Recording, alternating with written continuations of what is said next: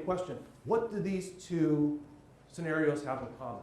First, a kindergarten teacher takes her kids out in the playground, has one of the young boys get on the slide, a teddy bear is put at the bottom of the slide, he slides down, pushes the teddy bear off. The question she poses to her kids is, how can somebody little push somebody big off the end of a playground slide? The second scenario is at the other end of the educational spectrum, AP Chemistry.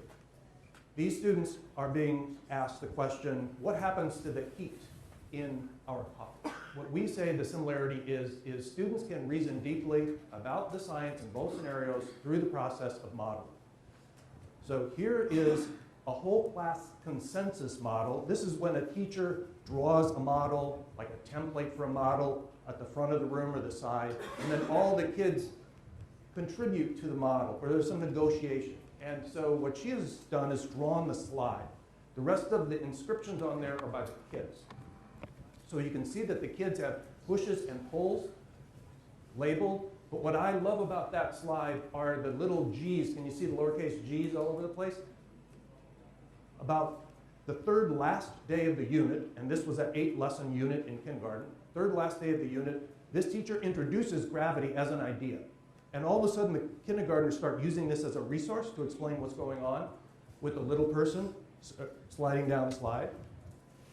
And some of the kids are saying gravity is at the top of the slide. Other kids start arguing at the kindergarten level that gravity may not just be at the top of the slide. Some of them wonder if gravity is in other places other than what you would intuitively think is at the top. And so one little girl, Clementina, after class, takes one of my doctoral students who's in the classroom, takes her aside and says, I have to share my ideas with you. And Clementina and my doctoral student spent an hour after science class was over. During lunch, Clementina anxiously talked to my doctoral student about how she thinks gravity works. And Clementina was reasoning that gravity is all the way down. That's what the string of G's is under the slide. She is on the cusp of a very sophisticated science idea that the reason you go faster down a slide, the higher the slide is because gravity keeps working on you. No matter where you are on that slide, gravity works on you, high and low. She's not quite there yet, but I never thought like that in kindergarten. So for the AP Chemistry, I know this is a little blocky here, but for AP Chemistry, what I want to show here is they have a greater capability. High school students have a greater capability to label and draw and inscribe, in written form. And what I like about this is that these students, this is a coffee urn on the left, and these are styrofoam cups, a series of 3. And these AP students are reasoning about this. This is an activity done in the middle of a unit. They are reasoning by drawing molecular motion. But they are also coordinating that with what they have written out. They've a written mini explanation, and the teacher has kind of parsed it out according to time, early, middle, and late.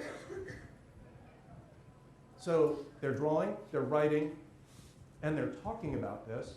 And a fourth mode of representation, I know you can't see it between the third and fourth, is there are chemical equations there. I don't know what it is, like Newton's law of cooling. I don't know. UAP chemistry folks can tell me after the presentation. But these kids are trying to figure out, what do all those letters in that equation mean? When I learned about the gas laws, PV equals nRT, I had no idea what P was. I didn't know how it interacted with T. I just could manipulate that formula and get an A in my 9th grade physical science class. So here's what we're going to talk about today. We're going to talk about what is modeling. We're going to talk about how does it fit in with other science practices. What tools and routines do I need to have with my kids in order to pull this work off? And how can modeling help my students learn more meaningful science? A lot of people say, well, you're going to be engaged in modeling, but are kids really learning science ideas? So we'll address that today.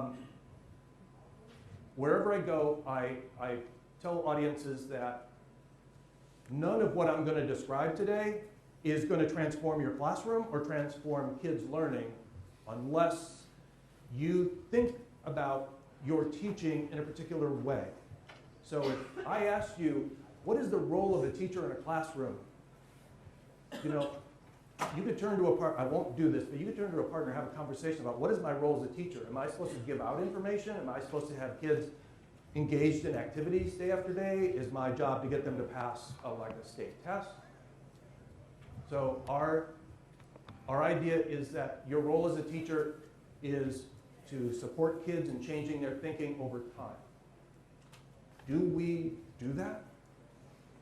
We'll talk about what that might look like in a classroom. But if you want to change kids' thinking over time, then kids are going to be revising explanations and models over the course of a unit of instruction. No one learns anything in a lesson. A lesson is a time unit that is so small, it's like 1 or 2 class periods. People write objectives for individual lessons. Kids cannot learn in depth that idea, buoyancy in one lesson. It's not possible. You can, however, learn about buoyancy, how to use it as a conceptual tool to explain things, understand examples of it, counterexamples, how forces work, balance and unbalance in buoyancy situations. You can learn that over the course of a unit, but not over the course of a lesson. So we're talking about sustained intellectual work on more complex problems than we usually give kids. We want to create opportunities every day for sense-making talk, and that's not the focus of my presentation. If I could have another presentation, I'd do it on discourse in a classroom. And we want to help students learn to identify and use resources, like science ideas, their own ideas, certain science practices, tools that we give them, information that comes off the web or in textbooks. All of those are resources. We would like to see a difference in the first day of the year and the last day of the year. First day of the year, I'm like, as a teacher, I'm having to give my kids these resources and I'm having to tell them how to use them in order to reason and think and move forward. By the end of the year, I am trying to wean them off of just depending on me. On the last day of the year, my kids should not need me. It's heresy to talk to teachers and suggest that my kids shouldn't need me at the end of the year. But that's what that's a pretty high goal, but that's what you are shooting for. First part of the presentation really deals with what's a model. And so these are familiar probably to all of you. Physical models are like the ball and stick model. They show atoms and they show the bonds that join them. You have scatter plots or any kind of graph really count as a model because they represent a thing or a process or an event. So the scatter plot is of a creek outside of a school where there's different locations. You can take the temperature of the water, plus you can take the dissolved oxygen count in the water, and so that gives you dissolved water temperature by dissolved oxygen scatter plot here.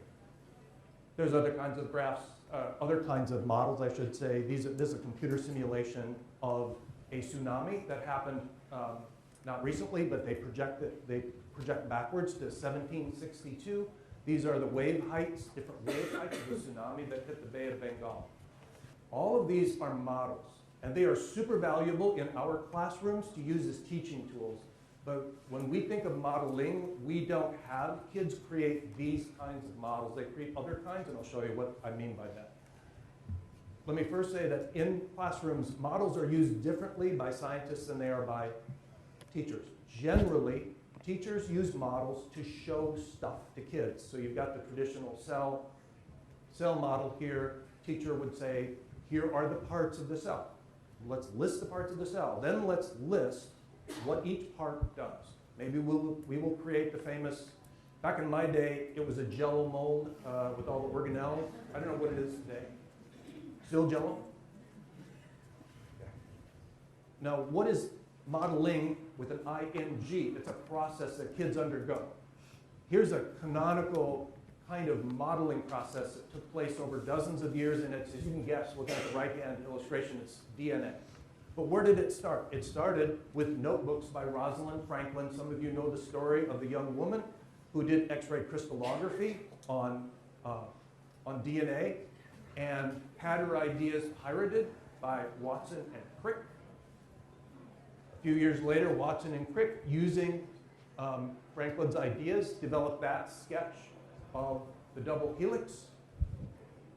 And then they kept on doing tests, one test after another, to see if it fit their model of the double helix. And then finally today we have the modern model of the double helix. By the way, Watson and Crick originally thought that the helix had 3 strands. They theorized about a triple helix. But when they did investigations, this is just what you do with kids. They did investigations, and the outcome of the investigation did not match their model of having 3 strands rather than 2.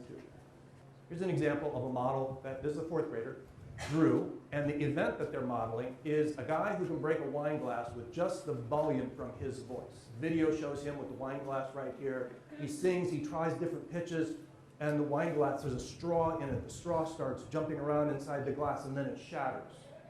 Our 4th graders can't help but offer hypotheses about what's going on. Some of them thought the straw broke the glass. About halfway through this unit, kids drew a model like this. This is a model from one of the young kids. It is pictorial. All of our models are pictorial. They're not graphs, they're not physical models. And when I say pictorial, I mean that the model you draw has some physical resemblance to the thing or event that you are modeling. So it's a guy, and there's a glass. It is pictorial. But what I am thrilled about is that, see those little dots in a circle above the glass? Those are air molecules. This student tells us that because of some of the lessons that we just did, and I think they did some activity with dominoes, the student now thinks that air molecules they get hit by other air molecules. And so that wave coming from the guy's mouth hits the air molecules, and they hit the air molecules next to them and next to them. That's pretty sophisticated for a 4th grader. Again, when I was in 4th grade, I did not do any of that. This is of a railroad tanker car. This anchoring event that people use for 9th grade physical science or 8th grade or 7th grade physical science, or even all the way up to junior for the gas laws, that picture down there is of a railroad tanker car that is crushed in on itself. Somebody had steam clean the inside, and immediately after pulling the steam jets out, they accidentally closed the hatch. And it, in a few moments, just collapsed. So you see here, this is a before, during, and after picture of the tanker. And you can see this student is drawing the tanker itself. It's pictorial, and thinks that there's air particles on the inside, the outside. Also, again, pictorial. This is a video of a guy. This is a junior level force and motion unit in physics. A guy runs up to a wall. This is all over YouTube. Guy runs up to a wall, puts his foot, he plants his foot on the wall, and he pushes himself back, and he lands on his feet. And this is the kind of time-lapse model that the kids decided, one group of kids, this is a pair of kids, decided to draw it that way. Just let me show you the kinds of events and processes that we ask kids to model. So here's one that people do. This is a solar eclipse in India. Now, in the solar eclipse video that we showed, these students, this is a 9th grade earth science student, the solar eclipse model, or the solar eclipse video, which was this actual video we showed them, you saw a guy with sunglasses on a few moments ago. It was shot by the BBC in India about 10 years ago, and people are gathered on the banks of the Ganges River. And they expect that solar eclipse to happen. And one of the kids in the first day of the unit where they saw this eclipse happening on video, one of them said, these people could predict that this was going to happen. That's why they all showed up. How do they predict these? And that became the essential question for the unit. The teacher originally just wanted to teach the kids, the question was, what causes a solar eclipse? But the teacher was smart enough to recognize that her students' response was a better question. Why are they so predictable? Another student added, why are they so rare? 2 very cool questions from kids that were better than the teacher's original question, because whenever we study cells, we do not study, here are all the parts of the cells. Almost always we study cells from the standpoint, usually of cancer. A lot of teachers have said, is that not too controversial? Kids in my classroom have cancer, or their family members have cancer, but what we have found over the years is that we do not shy away from controversial topics. Kids in high school and middle school classrooms, they so appreciate that they get insight into what their aunt has, breast cancer, or their grandfather has pancreatic cancer. They appreciate getting that insight. Here's a glass shattering.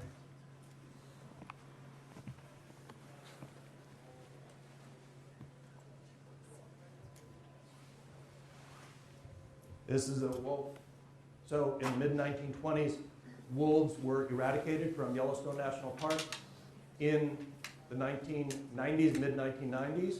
Just 1 or 2 packs were reintroduced into Yellowstone National Park, and it changed the whole ecosystem. The question was, how does that happen? That's a complex system. The tanker car. Here's a guy steam cleaning.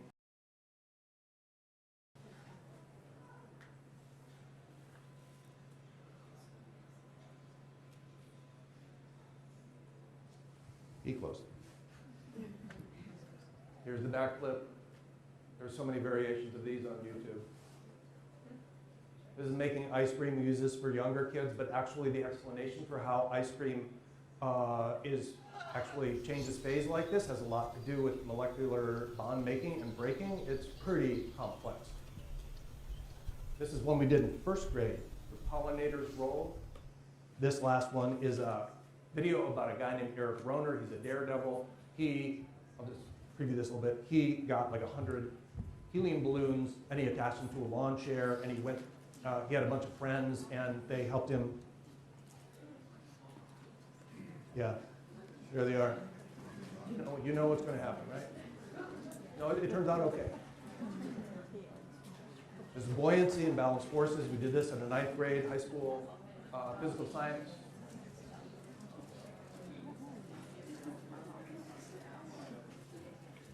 The ubiquitous GoPro camera.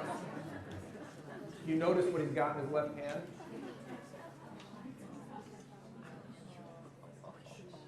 He's got a pellet gun, and now he's parachuting down. Another thing that we learned was super important to do with kids and with teachers is whenever you create a model, you always ask kids to use what is unobservable in order to help explain what is observable. This is what theory is in science. You're using stuff that you cannot directly see, but you're creating an explanation for why it causes this, that, or the other thing. So for the guy breaking the glass with just the sound from his voice, sound waves are invisible, but they cause the glass to break. For the tanker that implodes, air molecules are inside and outside, and the imbalance between the pressure exerted by both is what causes the tanker to implode. And there's even the invisible in the guy who jumps on the wall and does his backflip. There's friction involved. Modeling means revising your ideas over time. So in a 9th grade unit, we did an imploding tanker car, and here on the first day of class is a young boy's model drawing. He's got a before, during, and after drawing, and it's pretty sparse. You see hardly anything there. But he is writing some good stuff at the bottom. You need to pay attention to what they draw and they write. But this is just a few days later. This is Kevin. This is just a few days later. It only takes 2 or 3 really good lessons, and all of a sudden kids can go back to those models and redraw them in ways you just wouldn't have imagined on the first day of the unit. He has fundamentally changed how he thinks about stuff that you cannot see. He's not there yet, because in the bottom left-hand drawing, he's thinking that there is some sucking force, and there's not a sucking force, but he is making progress. This is the example I showed, it's a little bit bigger, of the AP chemistry class and how this student showed what they knew. And I had a conversation with one of the teachers from the elementary section, who I see back in the back of the room, and he asked, did I cherry pick all the best model examples to show this morning? And so I told him that in this presentation, I would show multiple models. I would show half of the class's models. So here's one. You can see the equations right there. This is another pair of students. And if you look at their model, it's a little bit different. They're working with the equation, and they're even labeling what they think the different parts of the equation represent. Right? That's sensitive. This pair of students has introduced the idea of equilibrium.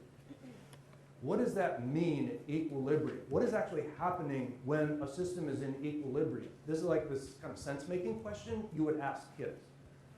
If you do a gallery walk and these kids are walking around the room, some of the students are going to look at this one and they say, this peer of ours has included the idea of equilibrium. Should we have that in our model? And what does it mean to have equilibrium?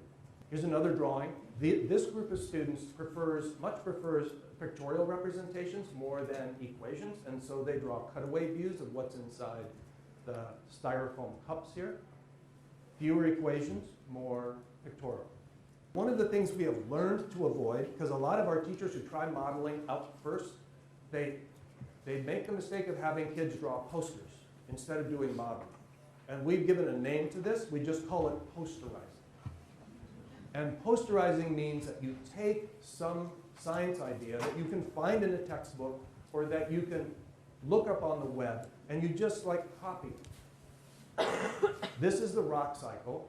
This is something that gets posterized all the time. Every kid in your room will draw the same thing. There is nothing puzzling about the rock cycle. There is something puzzling about the guy who breaks the glass with his voice. There's something puzzling about why the tank room implodes.